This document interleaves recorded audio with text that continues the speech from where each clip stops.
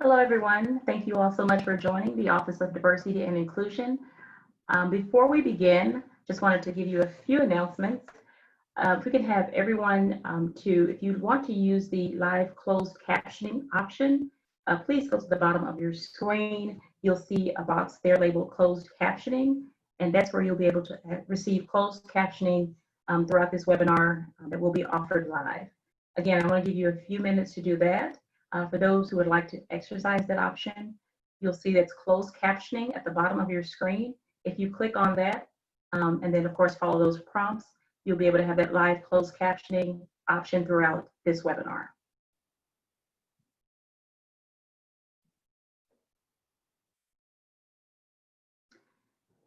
So thank you all for joining the Office of Diversity and Inclusion. This is our second webinar entitled Bystander Intervention, Combating Rising Bias and Harassment.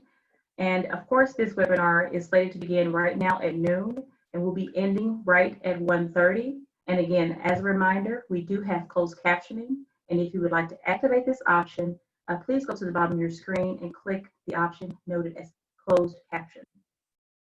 If you would like to pose a question to be answered by the presenters, please use the Q&A box. Otherwise, please use the general chat comments for all participants. Again, if you want to pose a question directly for the presenters, please use the Q&A box. We have that box set up so that you can ask those questions. We'll try to get to those questions at the end of this webinar, but they may be answered throughout by our Assistant Vice Chancellor of Inclusive Student Excellence, Charlie Foster. Again, if you want to ask questions throughout the session, please use the Q&A box for the presenters. And we will now begin. Next slide, please.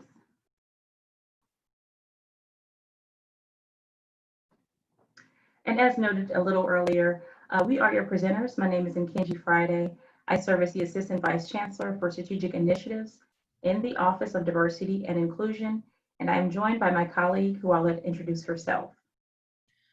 Good morning. My name is Gwen Combs, and I am an associate professor in the College of Business in the Management Department, but I'm also serving in the administrative role as Director of Faculty Diversity and Inclusion, also in the Office of Diversity and Inclusion with Nkenji. Good morning. Thank you, Dr. Combs. Next slide, please.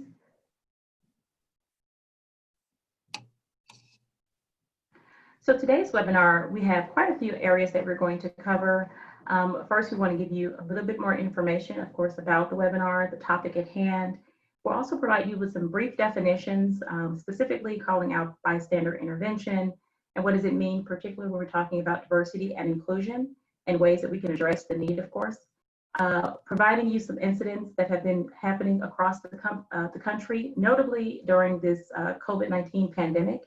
And then we want to also draw that to our student experiences, specifically allowing some information so that you can better understand the way all of this information connects, and then provide you with the types of behaviors to be on the lookout for when we're talking about bystander intervention. And then, of course, notably the 5 Ds of intervention and the application processes. We will also allow at least 15 minutes at the end of this webinar to answer questions that may have come forth throughout. And as a reminder, we will ask for those who are using the Q&A box to use that box for specifically if you have questions for the panelists to answer throughout. And of course, at the end. Next slide, please. So the Office of Diversity and Inclusion is an office that provides the vision, the leadership, and advocacy. Specifically, we're looking to foster inclusive excellence, equitable goals, policies, and a welcoming campus that's central to our land-grant mission at the University of Nebraska-Lincoln. And a few weeks ago, of course, following the spread of COVID-19, our office began developing resources designed specifically for faculty, and then expanding it, of course, to be inclusive of staff and students, to really start conversations on how we can practice inclusive excellence principles throughout this period. And we've now devoted a website that's at diversity.unl.edu/COVID-19-response, which is on your screen here, that's dedicated to providing these resources when it comes to online instruction, also resources that are dedicated to students and ways they can be more mindful, and of course ways that staff can make sure that they're following these principles, but we're also calling out ways to practice inclusion during emergence of course, this health pandemic. And at this point, seeing a global rise, of course, and issues related to stigma, bias, and stereotyping, we want to emphasize that there's no specific race or ethnicity that can cause diseases, but we also want to equip all of our campus community and of our larger community with different types of principles and skills that you can use in your everyday practice, both as you're practicing social distancing, but also within any aspect of your life. So ways we can do that. Next slide, please.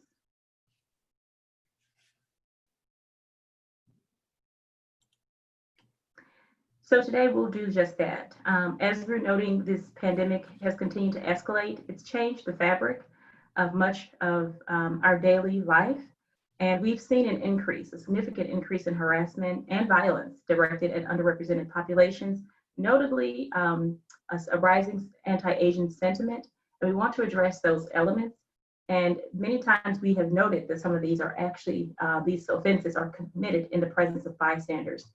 Many times who see what's happening, but for whatever reasons, and a variety of reasons, fail to act. So one thing this session, or many things this session hopes to do, will be to provide models of disrespect so that you can be more mindful and aware of how these different situations may look and how you can address those. And then providing that behaviors and patterns, because many times we've noted, again, patterns can increase and become more aggressive, what we should be looking for as advocates and allies. And then we also want to define and detail ways that you can implement different patterns here, but also the 5 Ds of bystander intervention, which we will go into a lot more detail with, using the most appropriate one based on the situation at hand. And I will now hand it over to my colleague, Dr. Combs. Okay, we'd like to know who is on the call. It's very important for us, and as we assess the programs that we do, to kind of know the audience that we have been engaging. So there is a poll for you where you will be asked to respond to the question, what is your role at UNL? So we'll ask that you would do that as it is provided to you.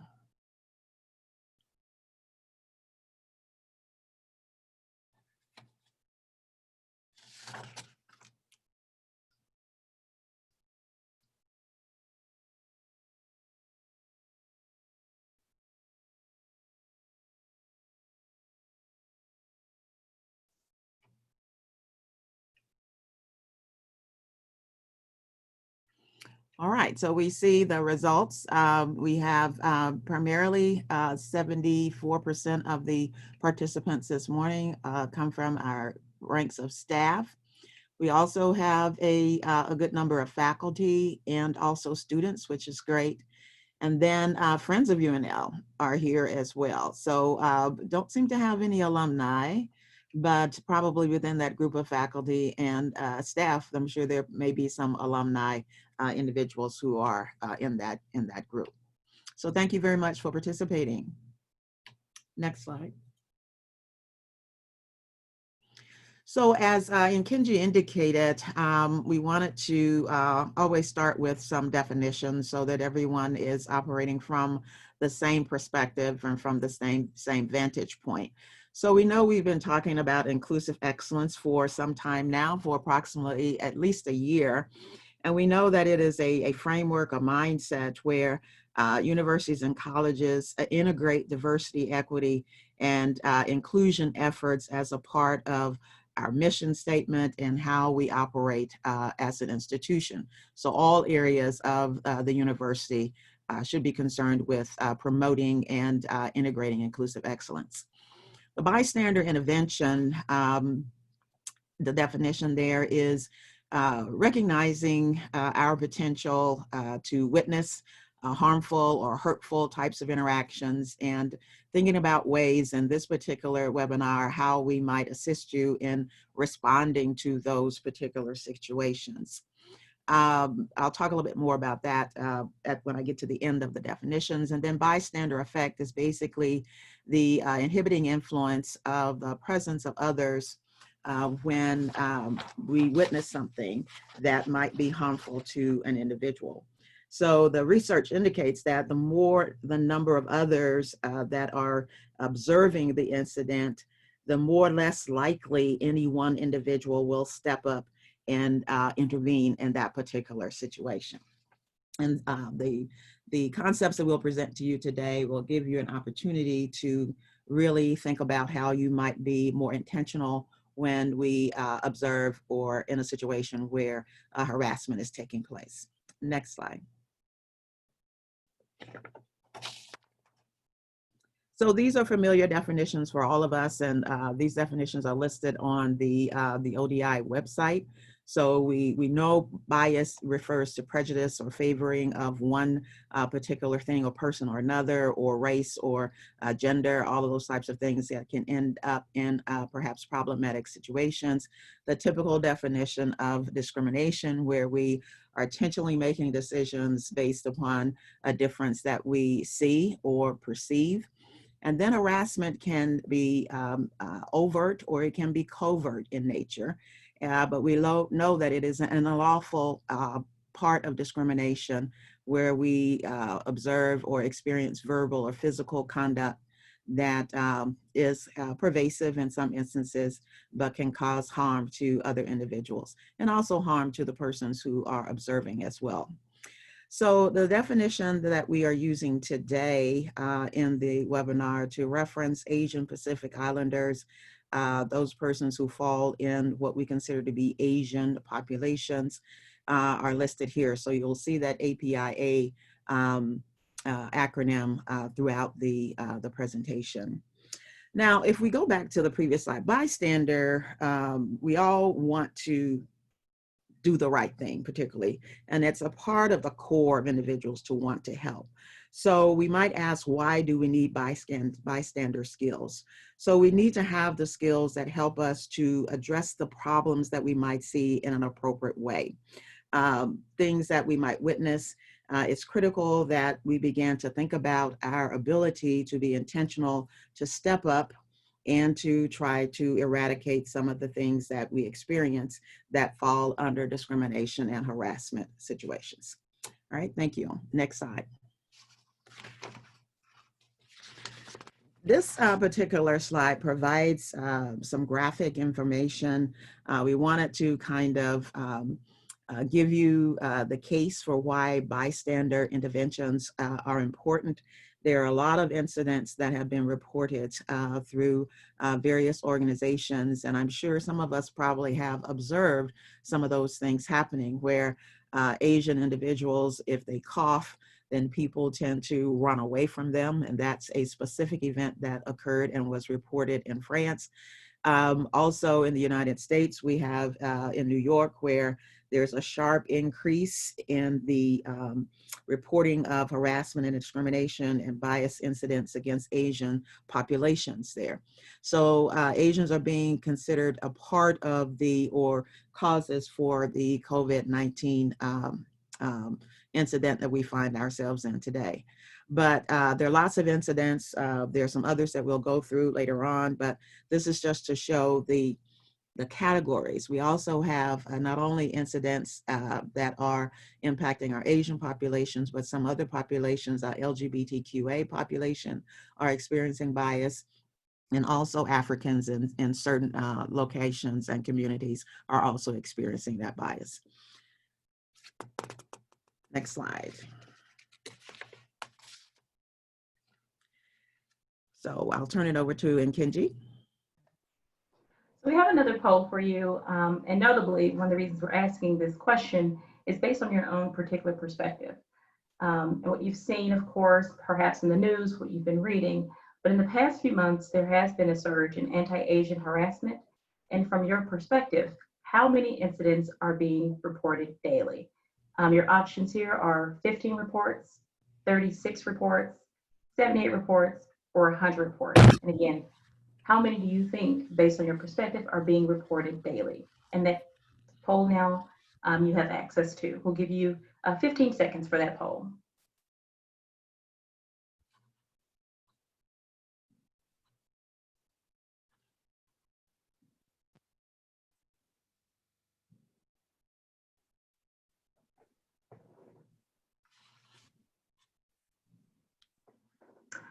Okay. We have 15 or 14% said 15 reports. 37% of our participants said 36 reports. 38% of our participants said 78 reports.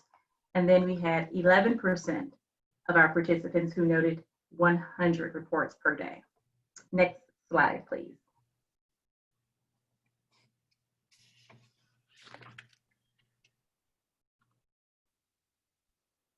So in 1 month, the organization Stop AAPI Hate receives almost 1,500 incidents of reports of verbal harassment, shunning, and physical assaults.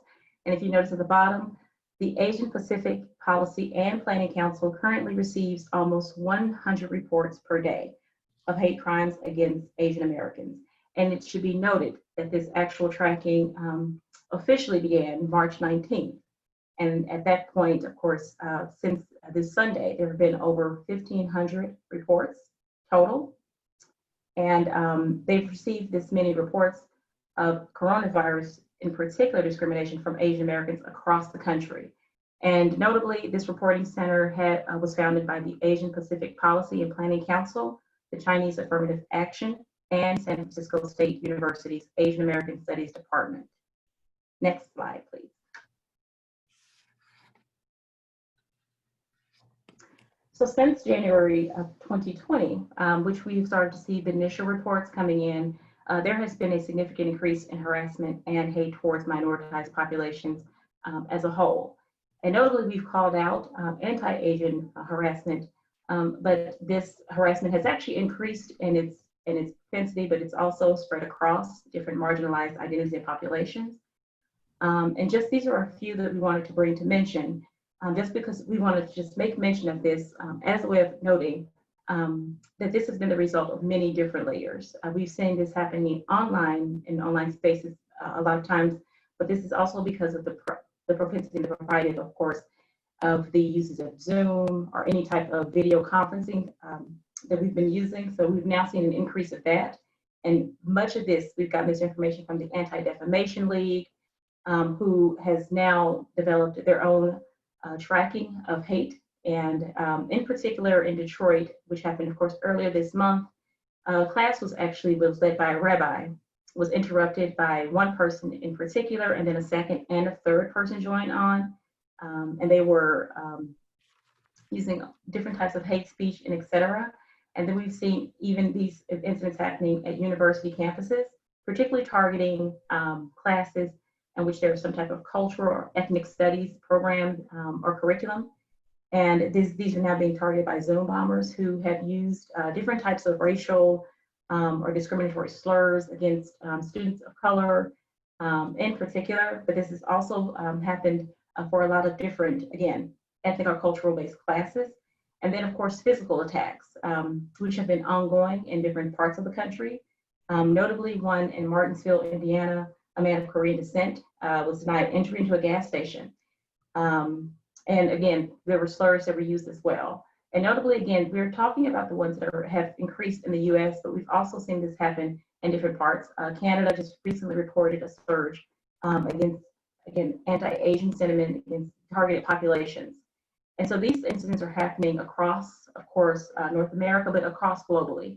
And as we're thinking through this, while there has been a sentiment towards particularly anti-Asian sentiment, this is now trickled and now expanded to include different minoritized populations, not just in online spaces, notably in online spaces, but also in still these physical spaces as well. Next slide, please.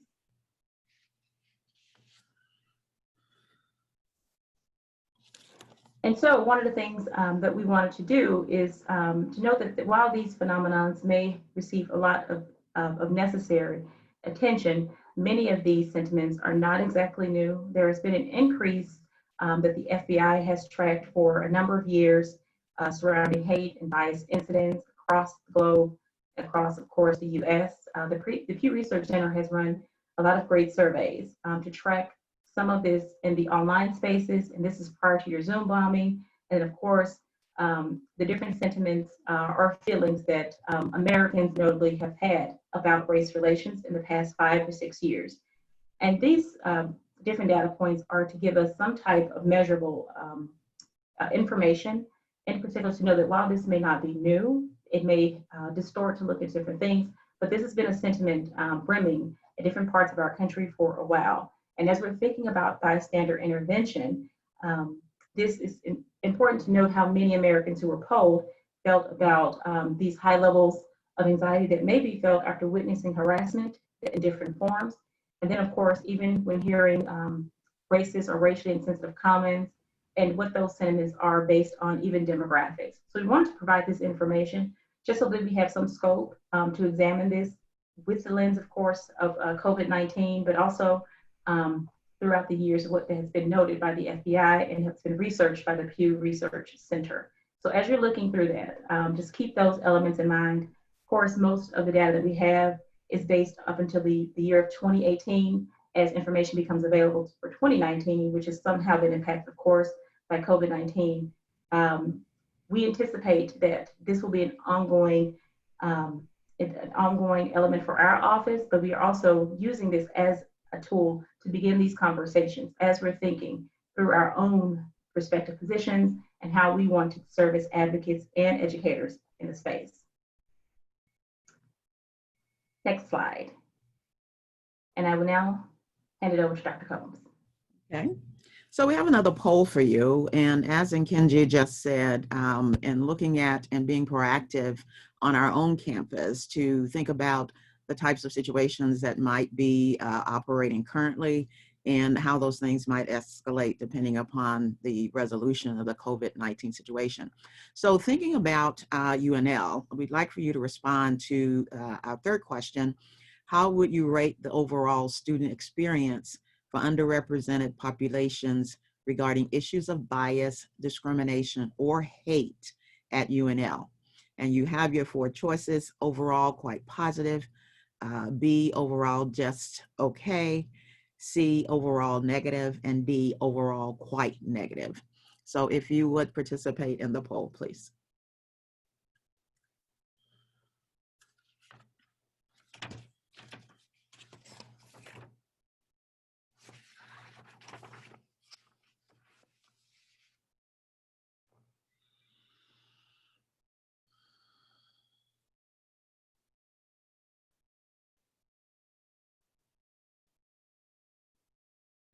Okay, so we have our results of your responses. The overwhelming response was most of you see the climate at UNL as overall just okay. And then the next largest response was overall negative, with 23% of the participants responding to selecting that particular response. So overall okay was 63%, overall negative 26%, and then overall quite positive, there are 9% of the participants who see the environment at UNL as being a positive environment for our students. Next slide, please. So to bring this a little bit closer to home and looking at the data that we've been able to gather at UNL in terms of the student experience, in 2018, many of us participated in the Gallup survey, where they were looking at and trying to gauge issues related to campus climate and free expression on the campus. So in the two text boxes, you can see two elements of the results. In the first text box, while most students reported a good racial climate, the data did show that Blacks, African American students did not see the same picture, and indicated that Black students were less likely to rate the climate as being good or excellent. In the second dialogue box, where you can see a question was asked related to student engagement in ways of, or their ability or desire to engage persons who are different from themselves. And I'll direct your attention to that last statement where it says that 1/3 of students reported never or rarely seeking relationships with others who might challenge their understanding of the world. So as we think about inclusive excellence and working toward better areas of diversity and inclusion, being more intentional and proactive in that space, I think that that particular question raises a considerable amount of concern. We would hope that our students will feel comfortable in exploring other types of perspectives, other types of worldviews, and to see that 1/3 of the students never or rarely seek those types of relationships indicates an area of concern and an area of work that we perhaps should think more proactively about on our campus. So if we don't engage others who are different, it is very challenging for us to gain a broader perspective so that issues of diversity and inclusion can prosper, and also where issues of discrimination and harassment can decline. Next slide, please. Next slide. So in terms of the student experience, again, the campus does conduct a survey called Husker Power Poll. And this information is from the fall 2019 survey that was conducted. And we know that many of our, for many of our underrepresented students, students of color, international students, LGBTQ plus students, persons who are religious minorities, being in an environment in which most of the people that you are encountering are different from you is quite new, especially for many of our freshmen, and it can be a challenging experience for them. So being in those types of environments, you can see the numbers on your right on the screen in terms of the types of questions that were asked in that regard. And one of the questions asks, I sometimes feel alone or isolated because of my racial, ethnic, or cultural identity. It's the fourth one from the bottom. So while the number is 156 students reported that, that can be pretty significant when we compare that to the actual numbers of students of color on our campus. So some of the social pressures that students can experience are listed here for you. And we know we have many students or several students who express feelings of alienation from other individuals who comprise the total college population or university population. There can be elements of mistrust. We know that people grow up, or students grow up and experience environments that, help them form their compass in terms of values and belief systems. And so students do come with some preconceived notions about other persons and how those persons might respond, who those persons are, and what engagement with them might be like. Then also there's a pressure to assimilate, where individuals might feel that they need to abandon their dominant cultural perspective in order to operate effectively within our university environment, where again, the population for the most part does not represent the values sometimes or the beliefs of our, or the experience of our students of color. And we know that underrepresented students do experience racism, sexism, perhaps all of those isms on campus that direct to or are indirect indications of areas of oppression. And then when we talk about students, I think we also need to think also about students who are non-traditional, who might fall in some of these areas as well, because we know that when we're thinking about age, there can be some very, very strong perceptions about older students and their capabilities, and the engagement can be challenged there. Next slide, please.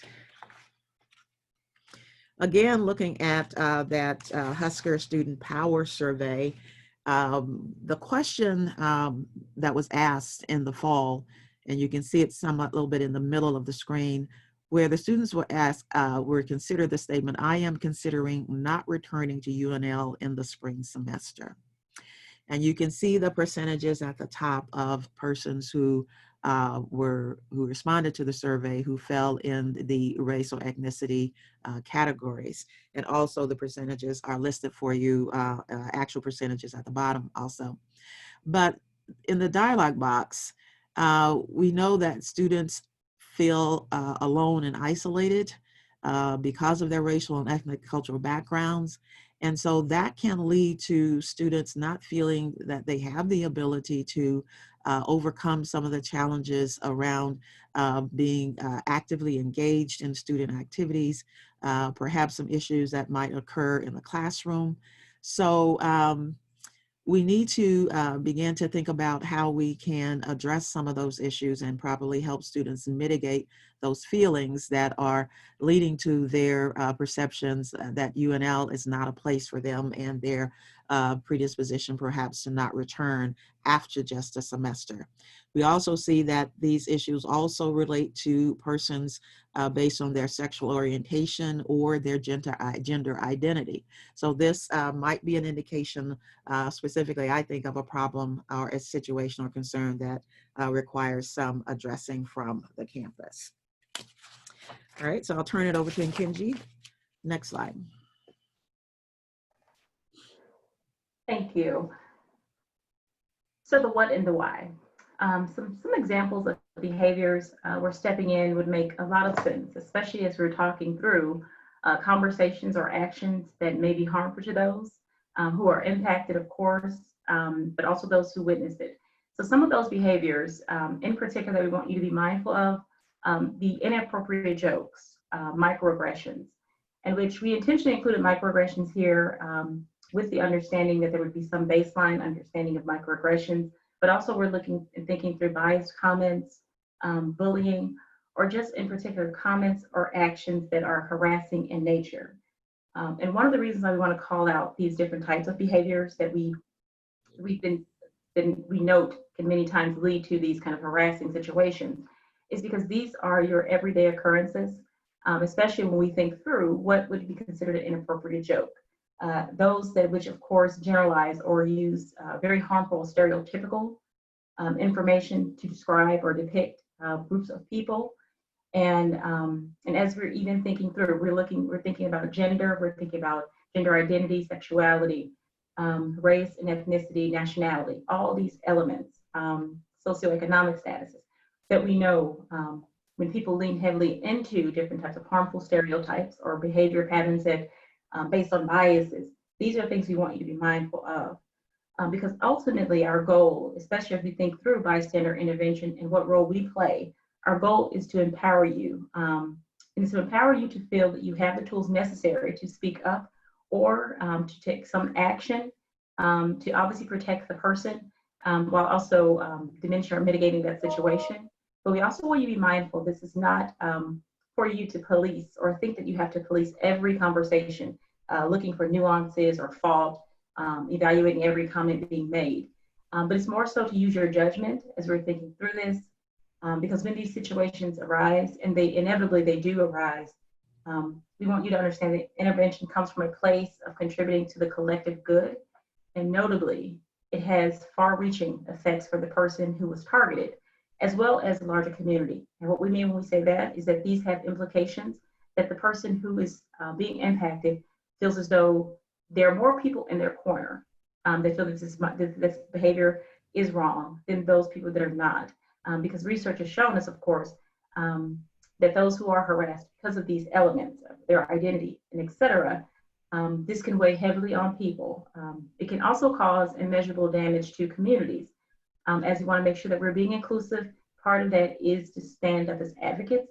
So as we're thinking about these situations and these different types of behaviors, we will note that there are some incidents where if you don't feel safe, making sure that you're safe as well is obviously a crucial component here.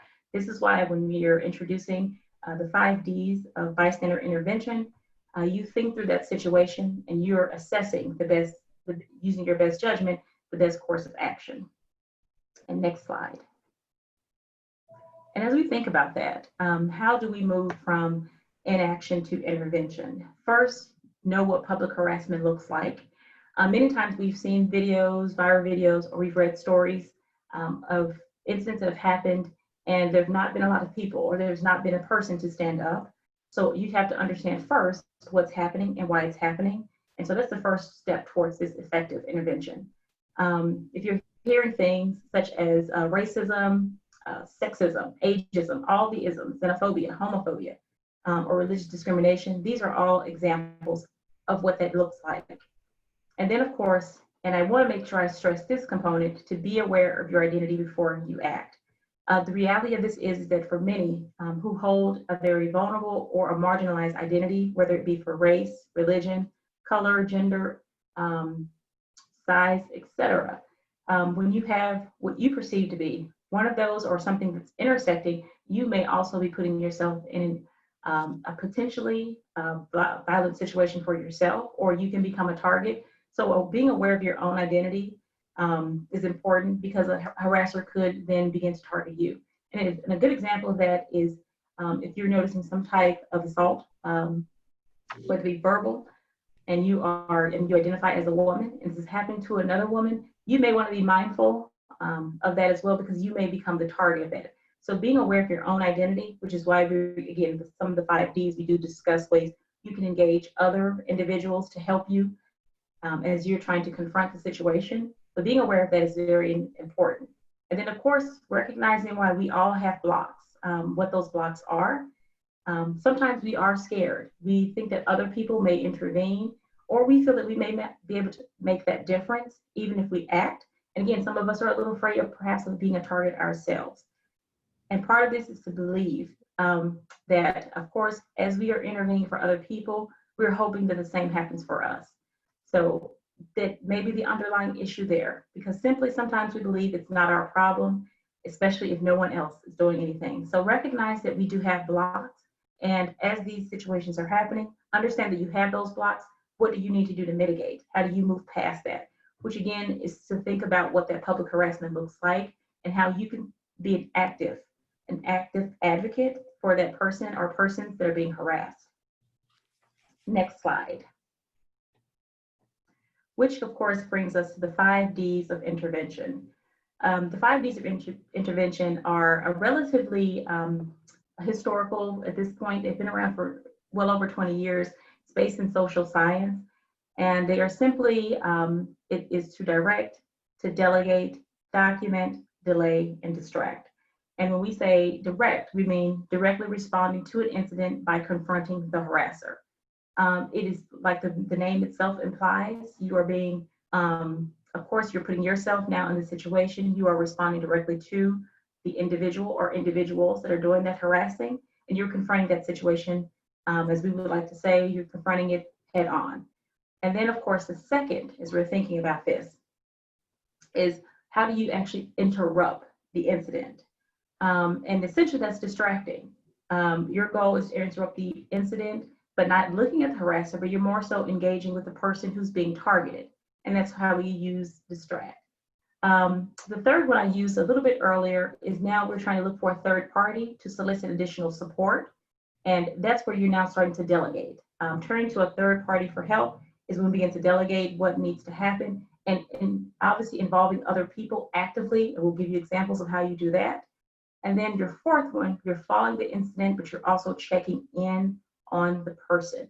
And this essentially is as you're delaying. You're supporting that victim because you may not have acted as it was happening. And after that incident happens, you then provide the support needed, and you're looking directly at the individuals impacted to make sure they're okay. But again, you may not have responded during the actual incident. And the last one, document. That's you recording an incident as it happens. The fifth of those, which is the document, has now kind of really started another conversation as to when we're now moving past bystander, but now we're actually more so acting as an individual who's now documenting what's happening. You may not be as active, but your goal perhaps is even to offer this information to law enforcement, or just use it for future reference for the person impacted. And you're providing that information for historical purposes. And this has been one that we've seen a lot more so in our modern conversations, because we've seen the videos, we've noted kind of those witnesses, and that's the person who serves in that capacity. Those are your 5 Ds of intervention. And what we will do now is we'll actually go now into a deeper dive into each one of those so that we can give you some tips, some skills, but also some examples of ways that you can actually embrace each of these 5. So we'll go to our next slide and Dr. Combs will begin.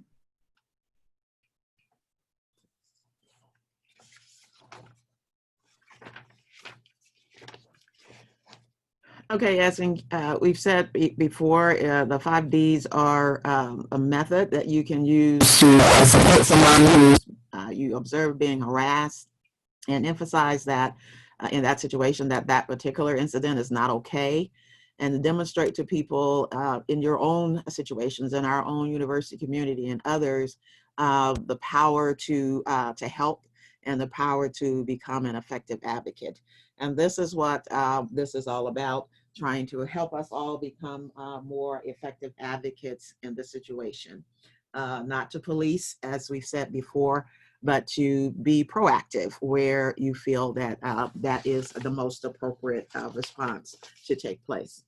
So when we talk about direct intervention, this is where you may directly, intentionally, purposely respond to harassment, by naming what is happening or confronting the harasser.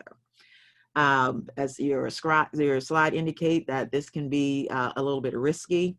And as we have said before, you may want to consider your identity and the intersection of identities for yourself and trying to assess how you might approach that particular situation. It's risky because in your direct intervention, you may cause the harasser to redirect their abuse toward you, and it may create an escalation to the situation.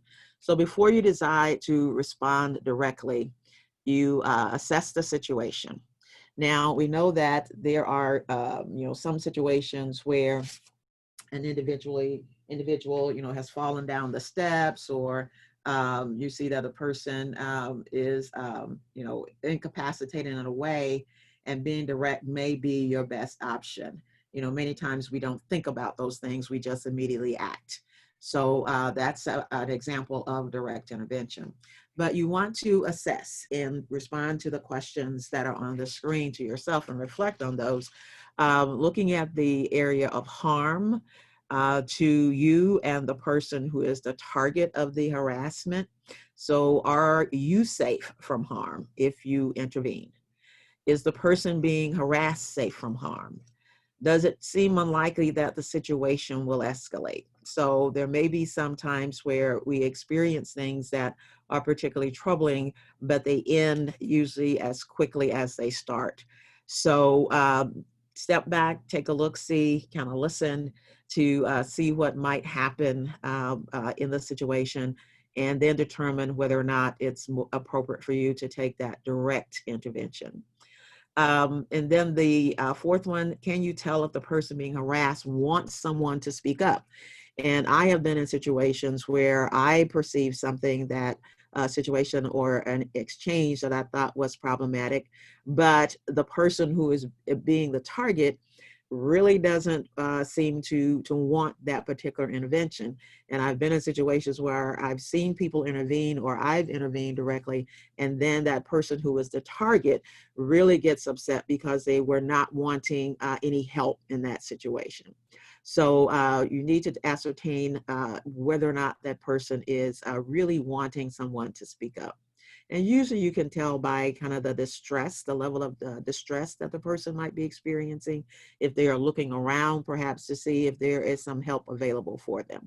But if you can answer yes to any of those 4 questions, you might choose a direct response. So some of the things that you might do in a direct response situation, you might just, and we talk about naming the occurrence. So you might direct to the harasser a statement like, this is inappropriate, what you're doing is disrespectful. You might tell them to leave the person alone. You might further name the situation as being, you might say, well, what you're doing is racist, or what you're doing appears to be homophobic. and then see if that helps the individual to kind of back away, because sometimes naming the event can stun the person a little bit, because they have to then think about, well, really, is this me? Am I really a racist? So, or am I really a person who is, concerned about or have problems with persons based on sexual identity or identity status? But be careful in this particular intervention, and give yourself some time to think about those 4 questions and your own feelings in the situation, and how your own representation or perception of identities might also be a trigger, or may exacerbate or escalate the situation. So the most important thing is, when you're making the statements, to be succinct, be short. Don't try to engage in a dialogue or a debate or an argument with the harasser, because that tends to escalate the situation, because you're giving the person an added audience, or a heightened audience, and someone else to direct their harassing responses to. Okay, so again, it's good to be direct, to be intentional if you feel that it is a safe environment for you and the person who is the target of the harassment. So direct intervention can be risky, so use it with some caution. All right, next slide, please.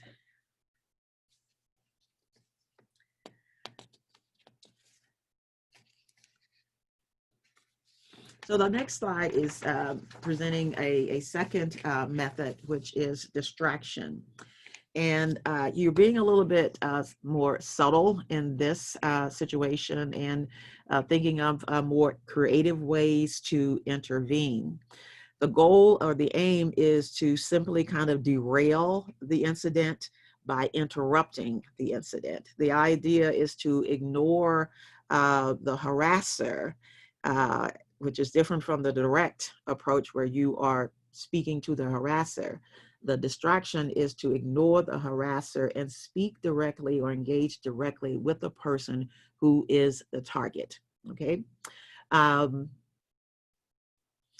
So some of the things that you might do in this situation is, be creative and, pretend that you know the person.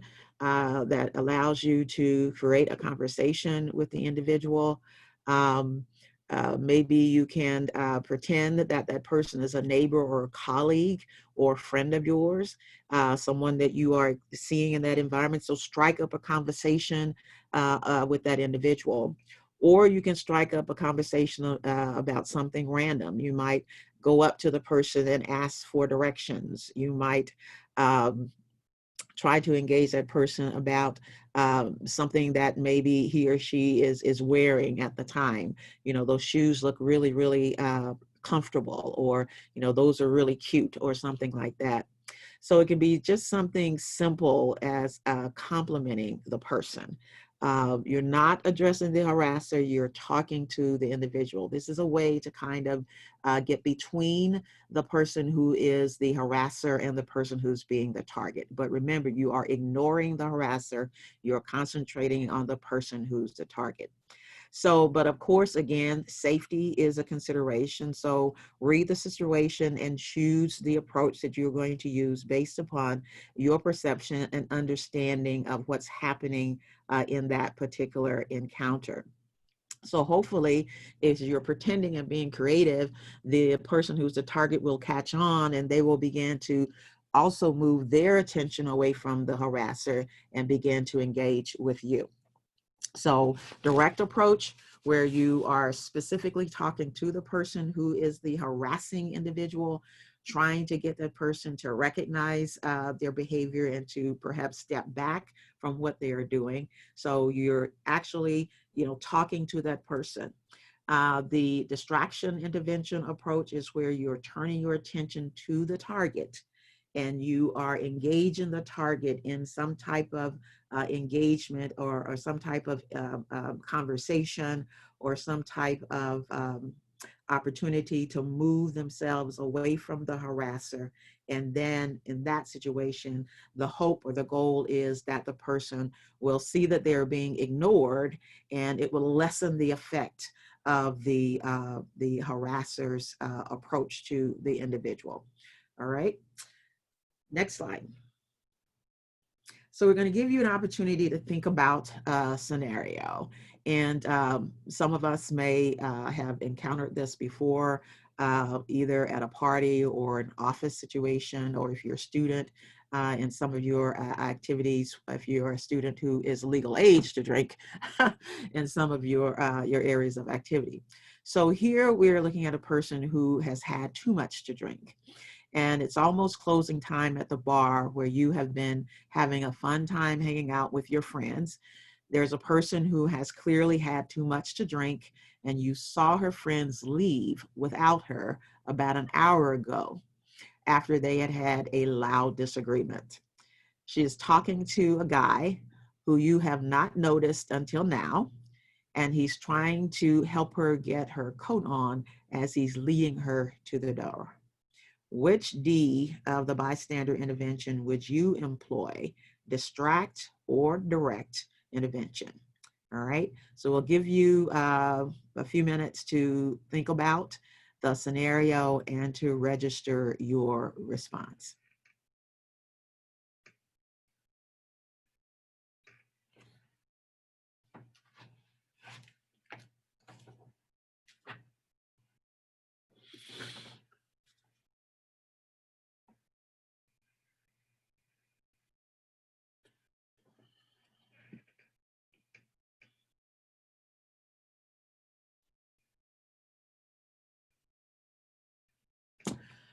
Okay, our results are in.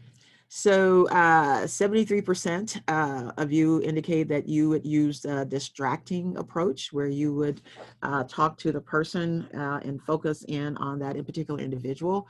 And 23% says that you would focus on the harasser and use the more direct approach. Okay. So let's just talk a little bit about some of the things that you might do in this particular situation. And remember that you have some help available here. You're with a group of friends. So you're not only going to be looking at your own instincts, but you also have the opportunity to ask someone else, what do they see?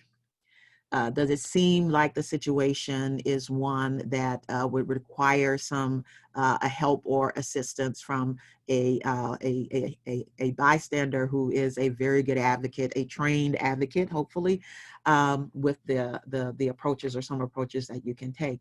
So you have your own instincts that you're relying on, but you also have the opportunity to check those instincts by asking your friends, does this seem like kind of a weird situation to you? So you can focus on her. You can begin to say to her, like, hey, we saw that your friends left before, and we noticed that you had an argument. Do you need help getting home? We can help you get home. So direct her away from the male, from the guy, and make sure that she can get to a safe place, maybe in another part of the bar. And if she's clear about where she lives, and you can check that by talking to the person, and you feel okay letting her leave alone, then you can also help her call a friend or call a ride and wait with her until they arrive. So that's more of the kind of indirect approach that some of you said that you might use. So when you're pretending like you know her, you're going to want to kind of change the emotion in the situation. So you're going to be really, really happy to see her, and say that you want her to come with you and your friends, maybe to another party or something like that. So you're trying to entice that person away. In the focusing on the person, you might just simply say to the guy, hi, this is a friend of ours, but what you're trying to do, helping her, we appreciate that, but that's okay. We'll help her get home from here. All right. So those types of statements can be made to help mitigate the situation, and you're not wanting to escalate the situation really in this particular instance, because if the person has had too much to drink, you're not sure how the person is going to respond. They could side with the guy, they could become pretty agitated with you. So you really want to think through and seek the confirmation of the other persons that are around you that you trust, the friends that are with you. So if the guy persists in this direct approach, you've already said to that person that, we can help her get home from here. If that person persists, then you can, kind of ask him, okay, so what is your plan in getting her home? We see that she is, had a little bit too much to drink. What's your plan? So are you two friends? You might ask about the relationship, again, trying to get that person who perhaps might be, in your opinion, trying to do harm to someone, getting him to rethink and to refocus, and to know also that someone else is looking and someone else is concerned. Okay, so two explanations: the direct approach where you're approaching the person, and also an approach using distraction. So it depends upon what you see, depends upon what you feel in that situation, and the assessment that you make that can indicate whether you do a direct approach or approach using more distraction. Okay, next slide. So the next approach to, thank you all for participating in the poll also, and considering that scenario, that opportunity to practice. So in the delegation approach, it's when you're asking for assistance.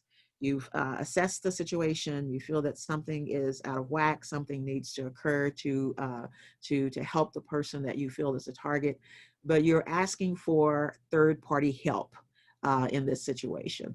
So there are some examples there presented for you. If you happen to experience a situation in the store, there's usually some people around. You can contact the manager. There may be a store assistant that is in the aisle, or you've seen a person nearby. You might contact that person or go to that person and seek help from them. If you are in a situation where you can, if you're in a school or if you're in a college situation on campus, you can also contact a teacher, or maybe someone that is in a position that is you perceive can give you some help or give the other person some help. You can contact campus security. We all have our phones usually with us, and you can call campus security, call the operator, explain the situation, and they can either give you some advice as to how to handle that situation, or they can dispatch an officer to the scene. So using teamwork to distract and delegate has also helped, where you can have a friend where you are trying to perhaps deal with the person. You might send a friend to go and get help, okay? Or you might have that friend to do some other types of things that might interrupt the situation. I had a particular situation as an example that I was experiencing with an individual and a student.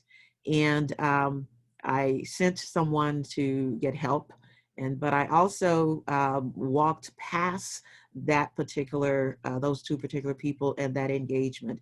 And I looked at the harasser, didn't say a word, but just looked at the harasser and then looked at the person who was the target. Then I moved away. And that particular situation, the harasser began to change their tone, began to change their approach to the person. So you can use a combination of these methods in order to bring help or get help for the person that is having a problem. So the scenario, I hope, helped you in that regard. So we've talked about direct intervention. We've talked about using delegation. We've talked about distraction in these particular situations. And as you can see, there are opportunities for you to use these individually, or you can use them in concert. So let's look at the next slide that talks about delay intervention. So in the delay intervention, maybe you experience something and again, sometimes situations can resolve or end just as quickly as they began. So you may not have an opportunity to engage in the other intervention methods, or you may hear something that happened to a person that you thought was harassing in nature or an element of discrimination. So in instances where you cannot act in the moment when things are occurring, you can still make a difference in that situation. You can go to that individual targeted person after the situation or after the incident, and you can help that individual in that perspective. So you might just go and check on them, and you can tell them that you saw what happened. You apologize for that happening to the person. You can say that you're sorry, and just trying to ensure that the person is okay. You might ask that individual whether or not there's anything that you can do at this stage to help them. And you might find that the person might need some help. They may need some help in trying to maybe think through what happened, to wrap their minds around what happened. So you can, that's an opportunity for you to point them to perhaps some other resources, particularly on campus. We know that there are a number of resources that will help students. We have CAPS, where there are counselors. You have OASIS, where there are individuals who know about these types of situations and may help the person there or refer them on to other places. We also have other areas in student services that can be helpful to the individual. Offer to accompany the person to the assistance that you're referring them to.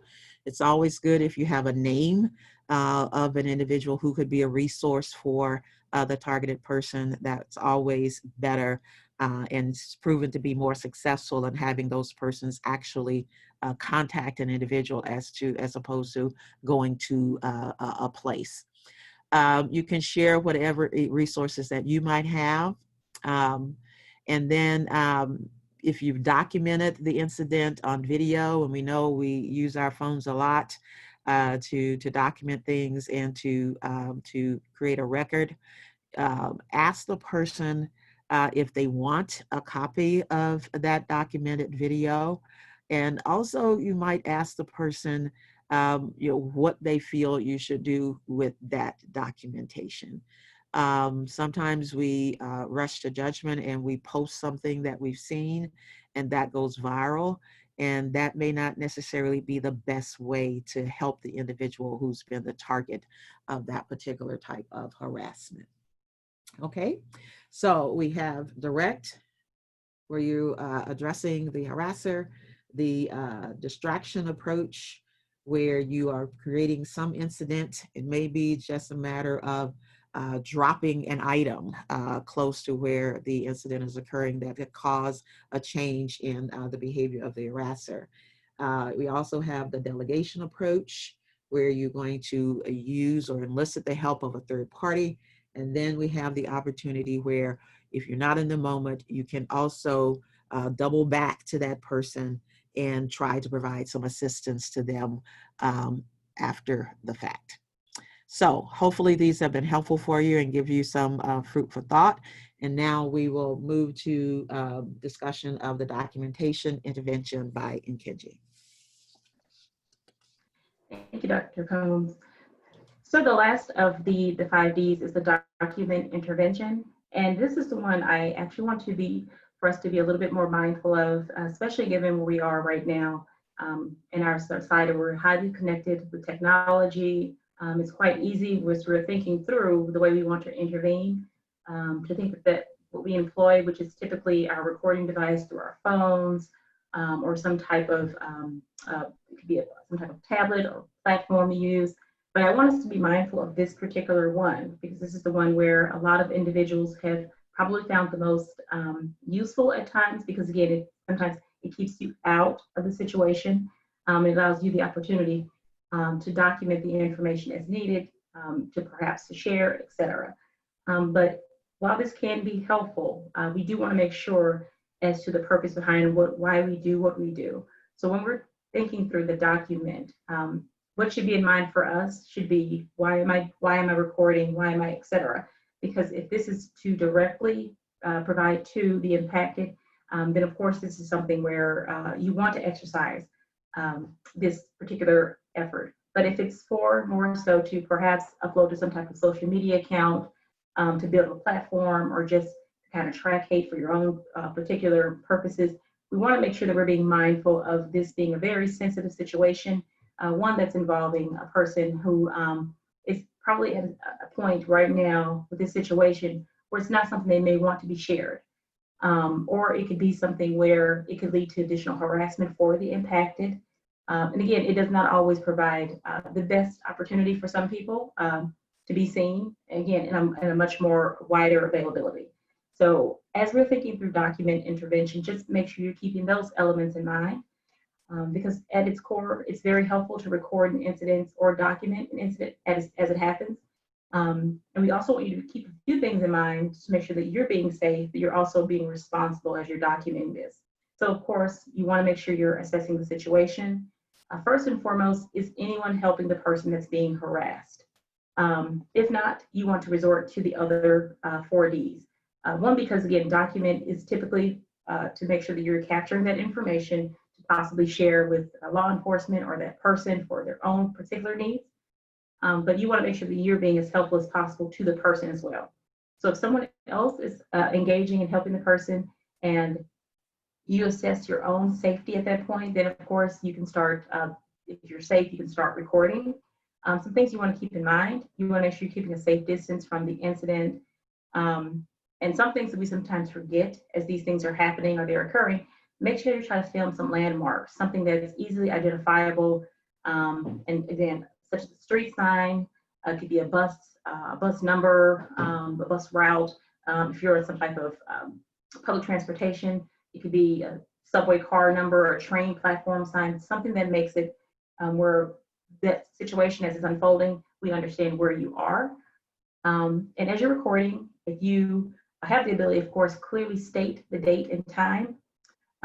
This then allows for additional information. Context is important. And then as if you're recording this information, as you're documenting it, always make sure the person that's being harassed, you ask them what they want you to do with the recording. This is pivotal. One, it's pivotal because, again, like I said earlier, we don't want to make sure we're sharing it for possibly selfish reasons. But as we're sharing this, we're keeping in mind the person that's being harassed is just that, a person that's being harassed. This is not always the time where people want that to be shared. So you ask the person what they want you to do with that information or the recording. And again, it's always a good idea to check in before you load this to any other social media or some type of platform where it can be shared widely. So these are things you want to keep in mind as you're documenting the intervention. One of the reasons why it's important to document, and the reason why we want to make sure you're providing the best type of information, because this is something that the person that was harassed can actually use for future purposes, where we can use it for law enforcement reasons. And again, it just provides more context and it provides a wider angle of the entire incident as it unfolded, so that person has as much information as they need. This is helpful because, again, many times law enforcement has said in the past, eyewitness testimony cannot always be the most reliable, because sometimes, again, based on our own lens, we may think we see things that probably did not unfold the way they did. This just provides a more unbiased element of the incident as it occurred. Next slide, please. And then, of course, as we're thinking through this, we have another scenario for you that's on your screen, and it's regarding classroom comment. Again, this is a scenario, we've adapted some of these from the University of Colorado Boulder, which says, during a lively class discussion, another student makes a sweeping negative comment about people who have recently immigrated to the US.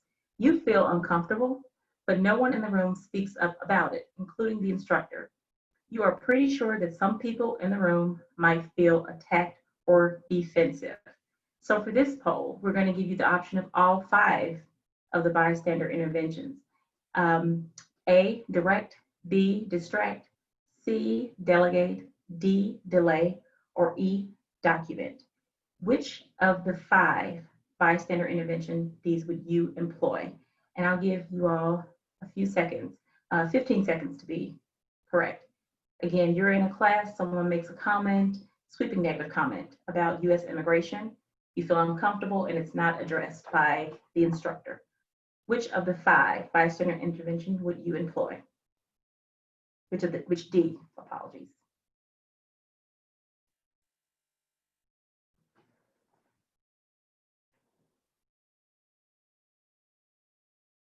Okay. And it seems the results of that is direct. 48 of you, or 61%, noted that the direct intervention would be the one you would employ.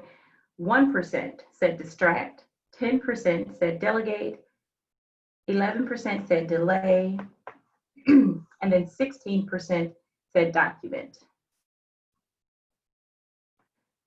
So as we're thinking through this scenario in particular, the classroom comment, it is important to note that you are serving as a student.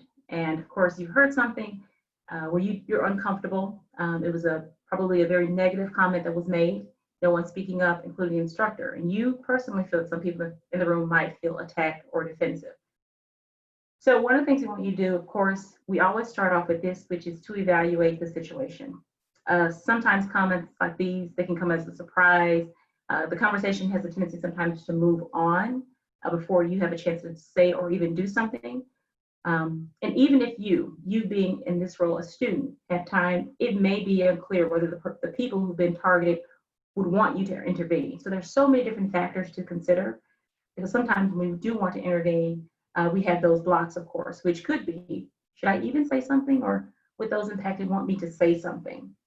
And according to some research that was actually done by Penn State, people who have been targeted in this way, they report that the most helpful action bystanders can take is to let them know you don't agree with the problematic comment or behavior. So those where the comment might actually reverberate with, or it involves directly due to identities, have said or reported that it actually makes you feel a lot better that when someone stands up for it and saying you don't agree with the problematic comment or behavior. And this same research that was actually conducted by Penn State says that research indicates that ignoring the situation was the least helpful thing bystanders could do, even if the good intention was to keep from drawing more attention to the negative situation. So a few strategies to employ, of course, would be the A option, which is to be direct. And this is probably your best option for exercising. One, because it's confronting the situation as it has unfolded. You're directly discussing the incident at hand, and you're taking more of a stance to make sure you're providing that support for the person at the time it's unfolding, even though it's uncomfortable. It isn't necessarily at this point to be confrontational to be effective. One thing that you may want to consider as you're thinking through a possible response, what do you mean? So just simply posing a question, or can you elaborate there? Or I don't agree with that. And what's your evidence for this information? Or you can ask for clarity as a way of providing the individual or individuals who said it to perhaps backpedal, which is, I'm not sure I heard you right. Can you say that again? That allows the person to either correct themselves, even though they probably meant what they said, but it allows for them room to perhaps backpedal. Or you can say things like, no, I just don't agree. That's incorrect. That's offensive. And you don't have to say that's offensive to that person, but a sweeping, that's offensive. If you want to think about strategies to help you after the fact, and I want to note before, note that I never mentioned the instructor or being confrontational, because again, you're more so directing your comments toward the comment being made as opposed to individuals or the instructor themselves. It's more so you're talking about the comment, and you're advocating for people without having to make mention of that, because you're laying quite clear your stance and why you feel the way that you do. And strategies, if you want to employ these after, you might want to connect with someone who might have felt targeted afterwards. And it doesn't have to be something where it's done in front of others, but you can just let them know that you don't agree with what was said. You can ask them if they're okay. And then ask them if they would like for you to speak up if someone says something like that again in class, or if they have suggestions as to what you could do the next time. So you also want to use an opportunity perhaps to even follow up again, one-on-one with the instructor and ask them their feelings about the comment, and even so asking them outside the class about perhaps people that were impacted by this comment. But this is something you want to make sure that if you're comfortable doing this, that you're doing it in a way that you still feel comfortable. And you're more so asking them about their own, again, the tactic that you used and why you used it. It's a way to continue to advocate, but we're making sure that you're also safe in this scenario. And then you can also ask, if this comment is brought up in class the next time, what is the professor or the instructors, what are their suggestions to make sure that we're being very mindful of language that could possibly be harmful. So these are things that you want to make sure that you're thinking through. In particular, the direct option of the 5 Ds is the one that we would suggest employing, only because this allows you to directly, obviously, address that comment that's been made. You're doing so with the goal of making sure that those who are impacted are supported, but also that you can lessen the blow, and most importantly, perhaps those situations will not unfold in that particular area as often they do. Because sometimes when people stand up, it just takes that person to stand up for more to do so, and then those aggressors to not feel as though those are the forums to make certain comments. Next slide, please. So as we've gone through the 5 of these different scenarios, one thing that are the 5 Ds of bystander intervention, we want you to remember that everyone can do something. Many times when these situations or these incidents are unfolding, we have different type of mental blocks where we don't feel that we're capable, and these are all the reasons why. And as you're thinking through this, one small step or one small gesture can make so much of a difference for those who are impacted. And we want you to think about this even in the online space. And we talked a little bit earlier about Zoom bombing, and one of the things that has been noted, and we also have these resources at the end of our the PowerPoint located in our resources, is that sometimes people have been standing up online through comment sections. People have also reported harmful behavior directly to organizations where these Zoom bombings are happening. And what happens immediately after is that organizations have now stepped up to release statements where they denounce hate, and they directly speak to those who may be impacted with supportive messages, etc. And so when you're thinking through a Zoom bomb, for example, and that happens and you're in that space, one thing we would recommend is the best method here sometimes, especially given many times these situations are just very quick, they only last sometimes 5 or 10 minutes, is to take your attention towards more of a distracting method, talking through this as people are posting things, and it could even be people who use their videos to use certain signs or to have certain types of messages or different types of paraphernalia they may be wearing, to use the chat box if you can, to say hate has no home here, we don't want you here, those kind of messages. Or if you have the ability to use your mic, to use it to say, we will fix this, this is being fixed right now. We want everyone to hold on the line. What you need to say, of course, at that point, to distract from the person and to say, we'll get back to this right away. These are kind of messages you want to think through as it's happening in online spaces. But to remember that there are many different types of thoughts we have. Like the first one is usually, I'm scared.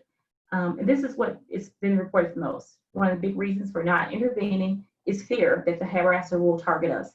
Hopefully the different, the 5 Ds that we've offered, not all of them directly involve you confronting the aggressor. More so, that's why we wanted to make sure you're looking at those who are impacted, and to know that this is all of our problem. As we are witness to these street harassment, online harassment, hate violence, they're everyone's problem. We should all take it upon ourselves to understand the impact it has on those who are impacted, but also how we also want to make sure that we're not targeting or that we're not perpetuating any other types of hate by not engaging.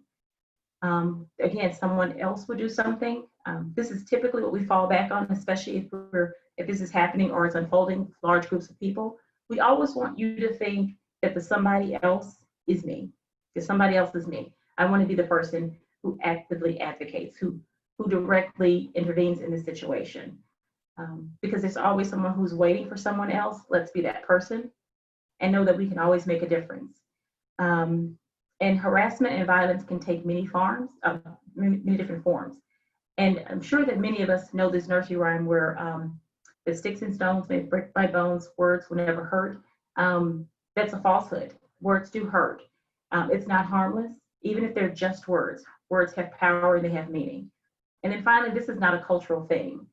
Some forms of harassment, such as catcalls, this is not just quote unquote men being mean, men being men, or other sexual harassment. We want to make sure that we're not normalizing such harmful behavior, or that we just consider it to be a part of the culture.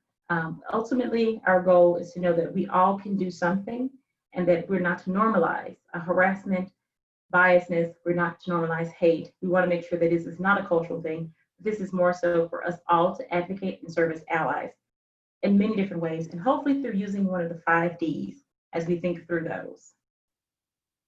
And then finally, next slide. We did receive quite a few questions from you all. I'll read some of those that we read, that we received prior to our webinar.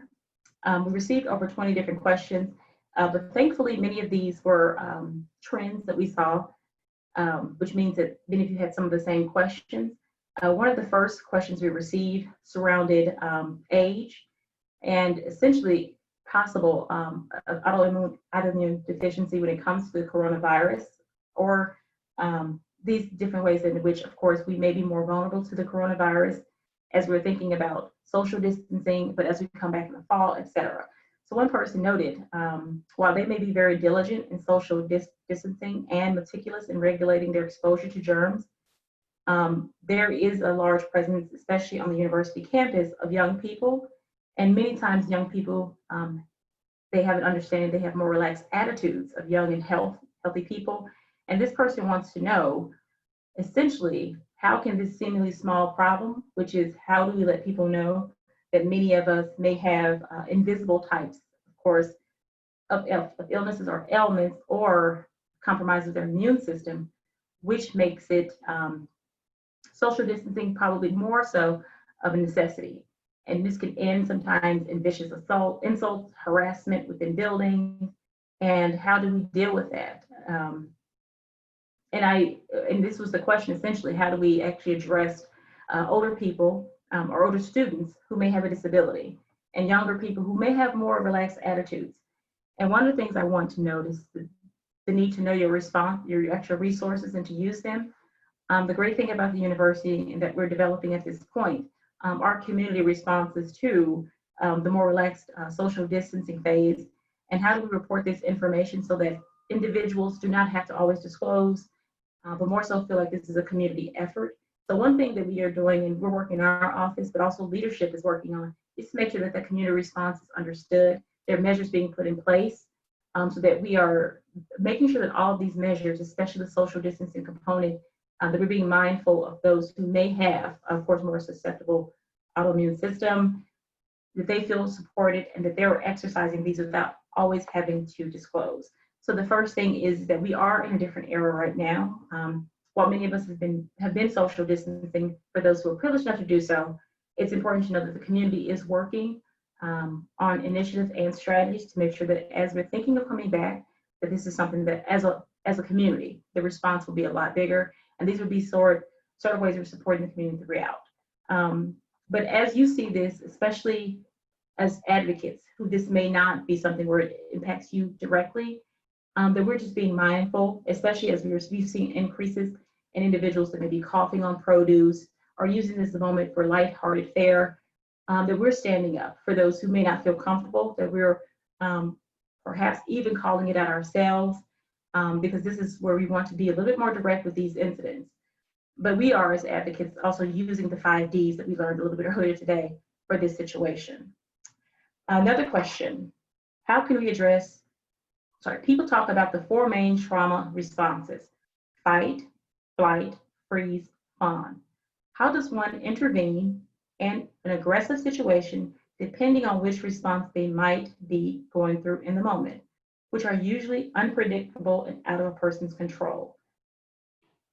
And hopefully at this point, one thing we did note is the importance of not always being direct, but leaning more so on delegation, which is you employing additional help, third parties, Also delaying the intervention itself. Again, you're looking directly to support those who may have been impacted.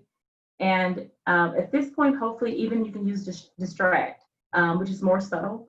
So leaning into the other three, these will be important at this point, especially when we don't feel as though we need to be direct in our approach. Another question that we received, and I'll read this one in its entirety. When confronted with others who are making assumptions about COVID-19, but clearly have received inaccurate information, how do you respectfully inform them or encourage them to seek information from reliable sources? This is a great question. One, because we want to make sure that people are getting the best, the most accurate and fact-based resources possible, especially when it concerns COVID-19.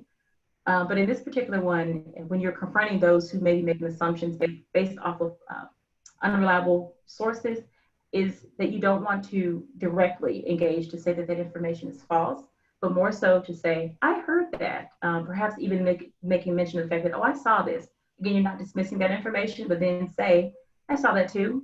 I personally have found information received from the Center for Disease Control or World Health Organization is extremely reliable, or just pointing them towards another area they can receive information. Again, you're not saying that the information they received is not, you're not paying much attention to what they're saying there, but you're more so focusing on providing them with some more information. So I would say deflect, diffuse that, and just provide them with another source of information without dismissing what they may have received previously. And Kenji, on that particular question, I think it would be good also to offer the information or sources that you have to the person. You might say something like, once you talked about the information you have, there are several sources that I have that I might send you if you would like. And, typically if a person won't say no, and then you can, get that person some additional information so they see the sources that are more reputable sources. Absolutely. Another question, given many of our interactions currently are through Zoom, are there any unique considerations or recommendations around being an effective virtual bystander? Yes, there are. We actually included that, that'll be included in the information that we send to everyone. We have a few sources on ways that you can be a virtual bystander. It's ways to be more inclusive in our Zoom meetings, what happens when hate may be spread online, what is the active way that you can engage, and how do you use the 5Ds? And we do have that as part of our the resource that we will share out with everyone following this presentation. And then another question, how do you diffuse a situation where the aggressor is not opening to listening? And they did provide some information on, they witnessed this in the past and they tried to walk away. Is there another helpful way to engage a colleague? And how do I deal with the situation, but the aggressor does not feel like they are winning in the end? Certain situations, I would always say that there are many times where you're in a situation where there is no opportunity to engage a person. Always, again, going back to the assessing of that situation, making sure that you're safe, but then also thinking back as to why do you want to engage a person who may not be opening to listening, because our goal is to make sure that there's no harm to other people, there's no harm to our personal selves. If that's the case, then maybe sometimes you can always engage people at the time in which these situations are unfolding, perhaps even waiting later to engage them at a different time where the situation has diffused, to address it afterwards, to bring it back up and then offer some tips at that point. But perhaps that time at which it's happening may not be the best scenario to use these 5Ds, or just walk away and maybe wait for a later time to actually engage the person after that situation has had an opportunity to diffuse a little bit. This might be a place where you could use a third party too, where you can maybe go to someone that you trust and explain the situation, and that person can, in a very casual way, not in a directive way, maybe have the opportunity to bring that subject up to the person and give them a different perspective. I've seen that work really well, where you solicit some help from someone else to help with that particular situation. Because in the initial phase, you may be able to walk away from it, but it may be a question or a problem that is really egregious and continues to persist. So loop back to someone else and have that person then be an ally for you in that situation. And another great question that we've received in the past is how do we intervene when power dynamics exist?